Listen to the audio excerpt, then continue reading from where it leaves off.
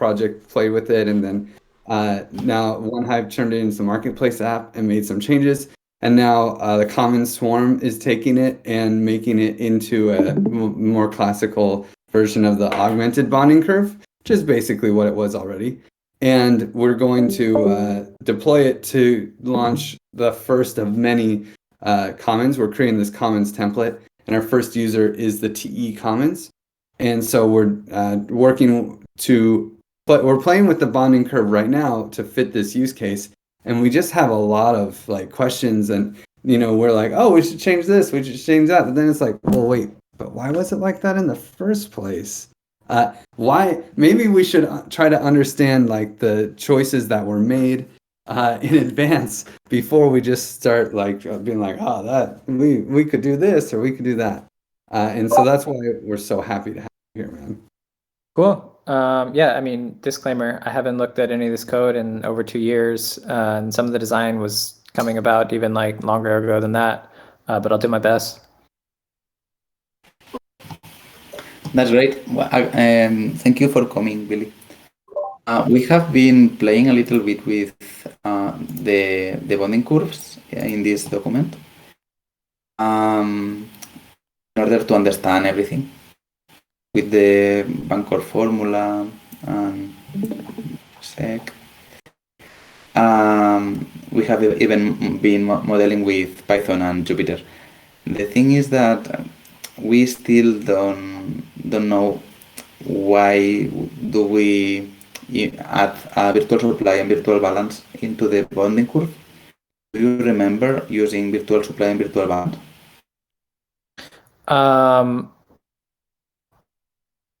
So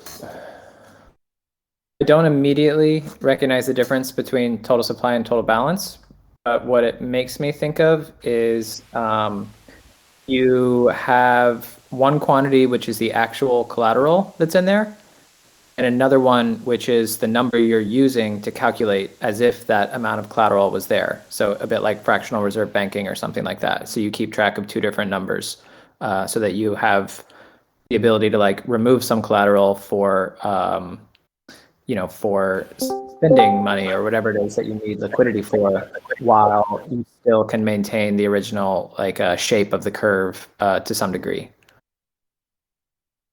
Okay. Well, actually, what we have is, I think that I don't understand this shape of the curve, because the thing is that we have been playing with that. Let me show you. Was virtual supply and virtual balance then an artifact of the tap mechanism? And if the tap mechanism is no longer used, then can you think of other use cases for the virtual supply and virtual balance?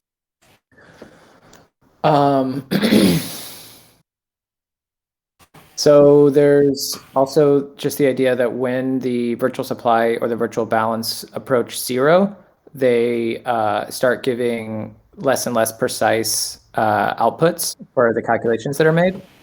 And so you might use a virtual supply that has, a min or something like that, or just keeping those as variables instead of directly reading the actual supply or the actual balance.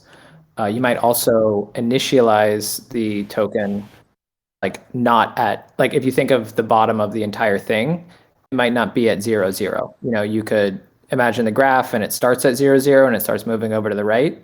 But the actual project should never approach 0 because math gets so wrong. So you could think that theoretically the token supply begins at 10,000 or 100,000, and those are all basically like ghost tokens that just don't exist. And the only reason that they're represented there is for the calculation of the current price. So that's why they're virtual tokens, because they're used in the calculation, but those tokens don't actually exist anywhere. So you are still recording, right? Yeah, I made a new recording. Like it's different from the past. Okay, great.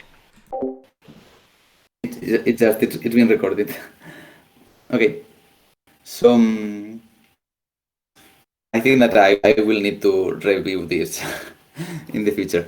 So we have this virtual balance and virtual supply that are applied as a sum to the usual balance and usual supply and token supply, which changes the shape of the curve actually, because when they are applied, they make the curve more flat. I don't know if it's flat or it doesn't grow as much as the Q curve that uses the virtual supply and virtual balance.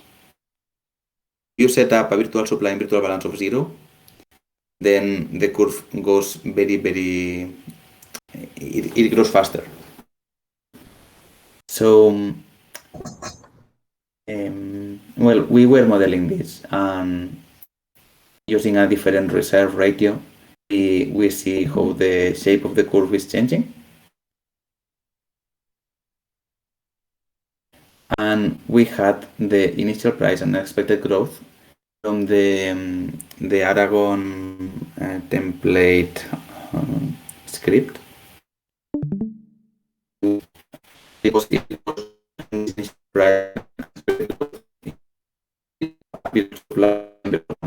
there was some calculation that I am very interested on how they work. Just by changing initial price and expected growth, virtual supply and virtual balance are changing too.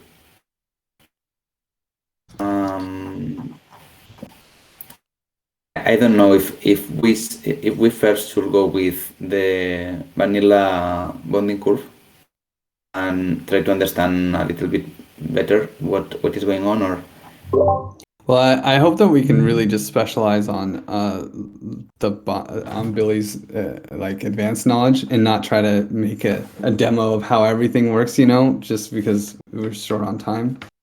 Sure. But just what I was hearing him say was that like we want to have some virtual balance and virtual supply for the edge case that like we run out of money and a lot of people are trying to exit. Then we want to make sure that we test a virtual supply and virtual balance that make it so the math doesn't get weird at small numbers. Is that right, Billy?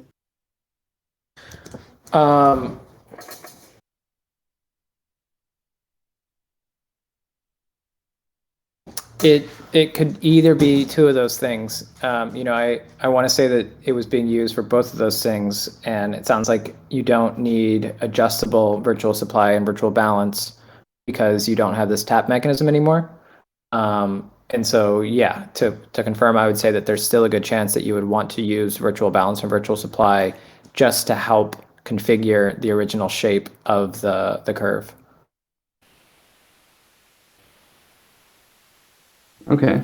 And they can just be pretty small numbers to adjust the like if we don't need to just adjust the shape to a certain structuring, but instead we can live with some variability there and just have like stable virtual supply, virtual balance of small numbers. That wouldn't cause any issues. I don't think so. Oh, and Luke. I mean, very good. Hey guys. Hello. I mean, if I remember, the way I used to think of it is like, yeah, the reserve ratio really defines the shape of the curve, and the virtual supply and the virtual balance do affect that, but it also has an impact on like basically where the base is on the slope. So whatever mx plus b, the base is basically where the graph begins on the coordinates. So that if you don't want the token price to start at 0, or if you don't want the supply to start at 0, you would have those as levers. Nice. Luke, do you have any input on like the use case of virtual supply and virtual balance for a bonding curve without a tap? Yeah, I've always found them really confusing for people, so tried to avoid using them. because they they impact kind of the granularity, but like the intuition around the relationship between the reserve and the supply changes with these like virtual balances. So I found them more confusing than useful. I know that if you don't use them, you have less control over the like granularity of like where the inflection point of the curve is. It's just sort of like you're stuck with that kind of invariant relationship between the two things. But I think that's sort of like for the common stack use case, you guys didn't have the notion of virtual supply and virtual balance. You just had the like relationship between the curve. So like it's just like a whole nother like dimension for you guys to figure out if you end up using them. I think you're right though that what you want to do is model the curve in different ways and then just come up with constants for the initial virtual supply and virtual balance and basically stick with those, that you probably don't want to be adjusting them or need to be adjusting them in different ways, but that they will help you basically draw out that initial shape. And then once you've got the shape that you want for whatever characteristics, then probably you just keep those as constants. Okay. I was also interested, if you can remember, in how do you come from the initial price and expected growth into the virtual supply and virtual balance. We made here the maths in some way. The thing is that we don't have the documentation of this, so it's kind of reverse engineering. we took the code and not this code, but we were getting the code and try to get the maths from it. So basically coming from initial balance, initial supply, and a price that you decide to start the bonding curve with, and unexpected growth, you get the virtual supply and virtual balance. So then you can define everything like this, like virtual balance is equal to BPP, which I think that is balance at projected price less initial balance, and the same for the supply projected price here.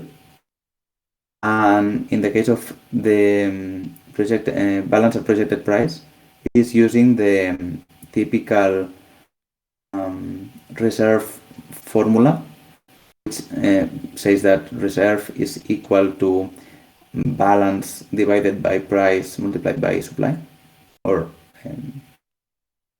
capitalization. So this is using this formula, but this one, this is very, very, we could not reach where it came from. The supply at projected price. And we still don't know what projected price is in regard of it's something between what's his name again? Griff. You like Is that you all on the chat? Hey, Greenhorn. Thanks, Greenhorn. So, well, Hi yeah. Griff, how you doing? Hey. My wife was asking who's that guy. Well, Billy, can you tell us what projected price means? Sorry, Greenhorn. Thanks, Greenhorn. If you remember, maybe it doesn't work to use it anymore. Can you tell me what contract you saw it in? I've got the fundraising contract open, and I had the tap open for a second, but I don't see the projected price. Yeah, I don't think it's in the was contract. Not in the contract. Yeah. Where did It was used in the onboarding to derive the virtual balances. Basically, like if you projected the price is going to be like after the launch, at a certain point, it set the virtual balances and virtual supply so that the like inflection point wasn't crazy by the time you hit that like projected price after launch. I see. I actually wasn't with the project when they were working on the front end, so I'm not sure what like terminologies they were using for onboarding people to design those curves. But I mean, same as it sounds like you came to the conclusion, reverse engineering might be the way to do it. I'm trying to think. I remember at one point there was a calculation that wasn't easy to reverse engineer, and so you essentially ran a loop, and you started getting margins smaller and smaller. You basically like zeroed in on the result of it based on like some initial parameters, which might be a similar method if it's not the exact same one to get there. Does that make sense in terms of a method for reverse engineering that price?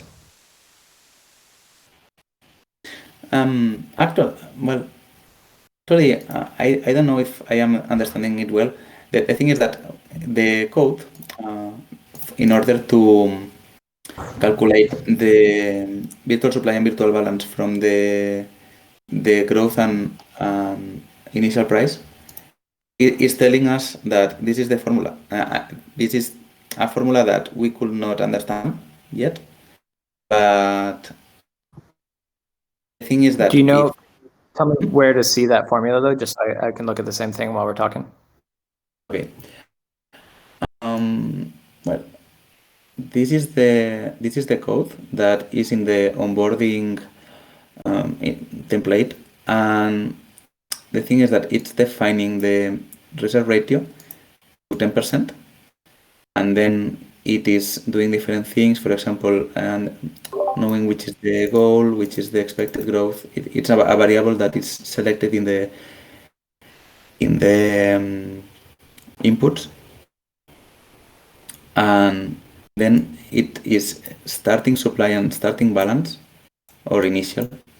They are defined here, and they are also gotten from the pre-sale basically. And then we have this S price that it is selected by the user. Is if the pre-sale price was 1, then we can define here a 3, for example. So we define an S market cap, which multiplies the supply and the price, an expected market cap, which is the starting one multiplied by the growth. And then we have the expected price, which is the initial price multiplied by the square root of the growth. This is a little bit weird, but more or less it has some sense.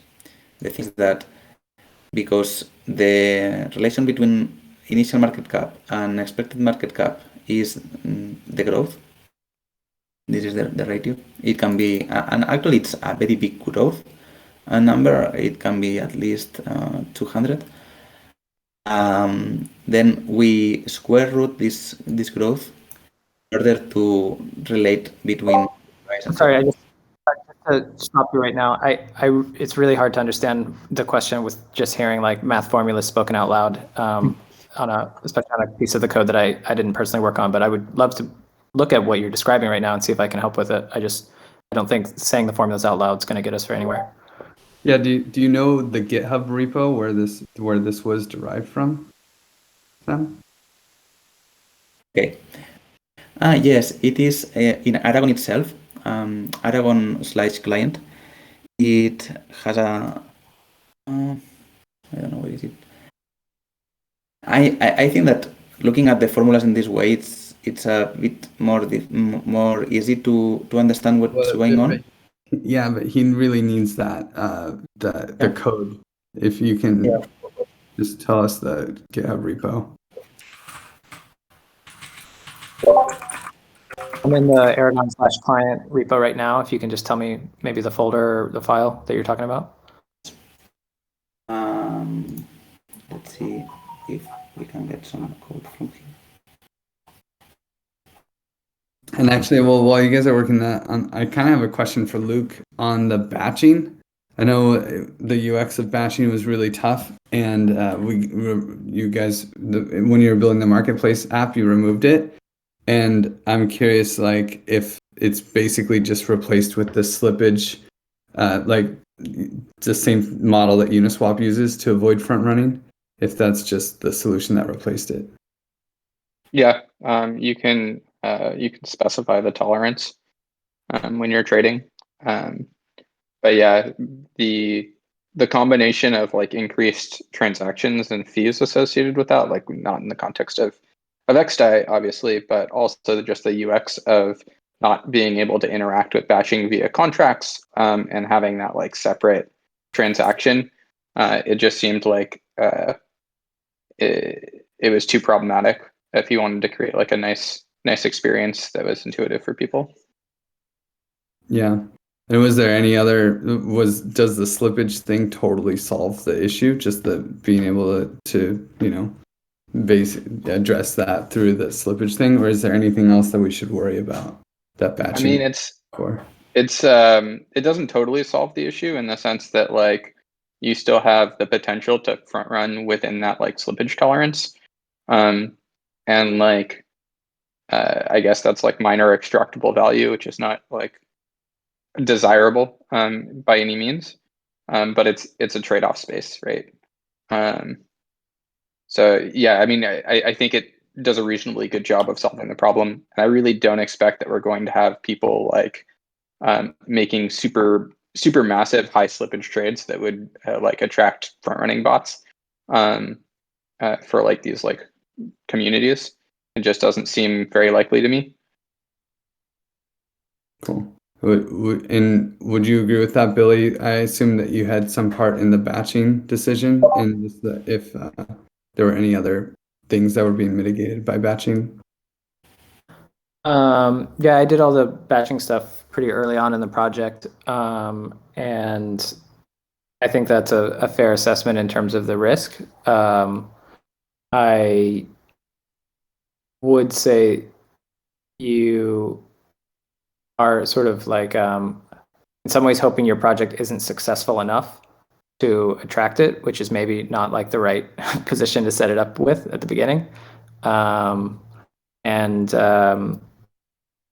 The last stuff that I worked on with it was about how to set up basically a bot who would clear the buys and sells over some duration, or about the user experience, so that when you make your buy, you also sign like a clear transaction, because you collect all of the orders over some span of blocks, and then somebody has to like clear that, and that takes some gas. It's sort of an altruistic method, and it's expensive gas wise, only more so today, I'm sure.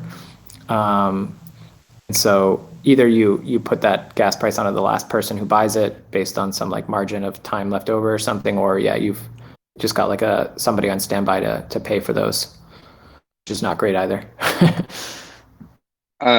Yeah, just to kind of interject there, I don't think that you're betting that your project isn't successful, because I don't think the problem scales with the like market cap or size. It's more that like the individual trades, like people coming in and making really high slippage single transaction trades, cause problems. And like that's just not really a super smart thing to do as like a trader. You'd much rather, like, especially on XDAI, batch that into smaller transactions so you get the best trade execution anyway. And like if we look at Uniswap, we're not seeing like these pools or tokens limited by size based on this issue. So I don't think it's like directly related to like the success or the popularity in terms of like the extent of the problem. I'm not sure I follow what you mean though about if you were to take one single large slippage purchase, So if you were to break it into smaller ones, it would have the exact same output. the like front running issue is that like if you propose a trade on the curve that's going to cause like 5% slippage or something like that, somebody can front run that transaction and like sandwich it, basically forcing you to like eat like slippage at like a harder, like a steeper part of the curve, and then trade back and profit from that. That's like the concern. And the slippage tolerance allows you to say if that happens, if the like actual executed price is less than what I expect by this margin, I just want it to revert. and that kind of prevents or like bounds the what a like front runner could like extract from that trade. So if you're like trying to open up a big position over time, rather than say I'm just going to make one big trade, and I'm going to set the slippage tolerance because I know my trade size is going to have this amount of real slippage to like a higher value. You just make several smaller trades over time, so that people can like arb back and forth. So you're not disrupting the market as much anyway. And I think like as a rational like person trying to get into a larger position, that's what you'd want to do anyway. Like even on a normal market, you don't want to like move the market super heavily with a single trade. That makes sense to me. Cool. Okay, so Just before we get off this, I just want to confirm there was nothing else that the batching, because when you design batching, then you designed a lot of other things around it. There's nothing else that the batching really affects by removing it, correct? No, it was primarily for front running resistance. okay, that's very good. Yeah, the code is in SRC templates fundraising index.js, and it's this extract collateralization settings. So it is getting the settings from the forum, and it is returning different things. But the You ones could that say the path one more time, and then Aragon client /src/ templates /fundraising /index.js.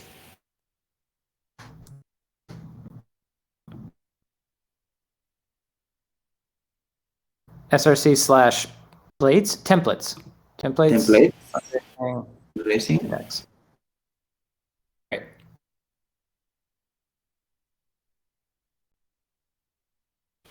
And the name of the function is extract collateralization settings.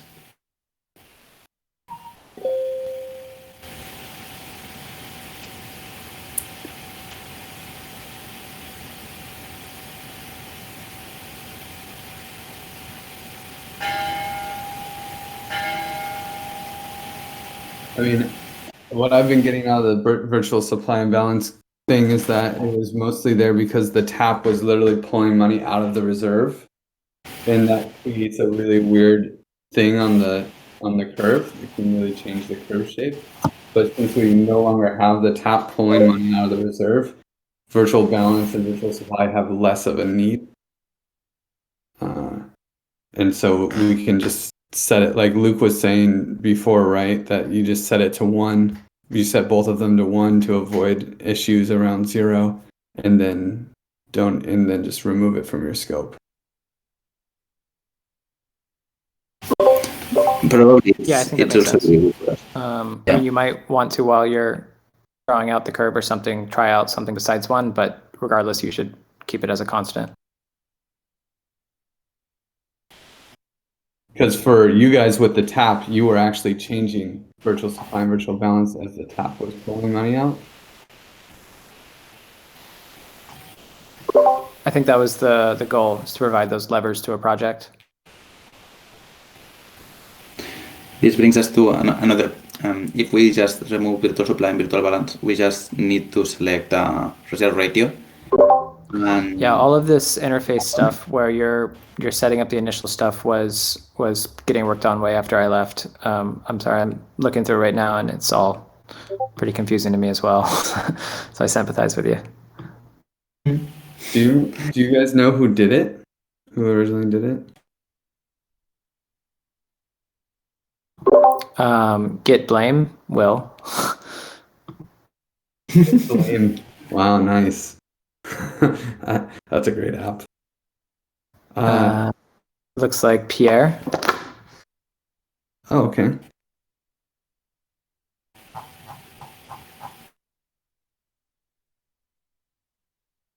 Pierre, Jorge, and Brett. Cool. Okay. We can get it done. Okay, well, was there any last questions that we want to give? I want to respect Billy's time, and we're We're 3 minutes over, and we also have Luke and Will J. Griff. We have Green Hornet. We have a lot of people that could probably be debbing.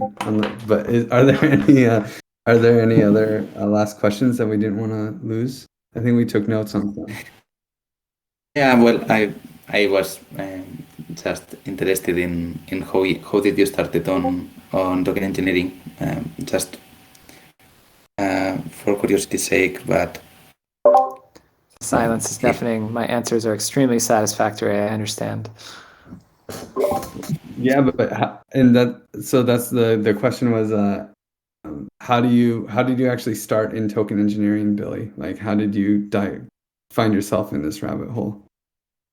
Clover's network, of course. Was trying to build the token model and the economy around there, and wanted my users to have a liquid token, even though it was always going to be such a weird project that it wouldn't be listed on real exchanges.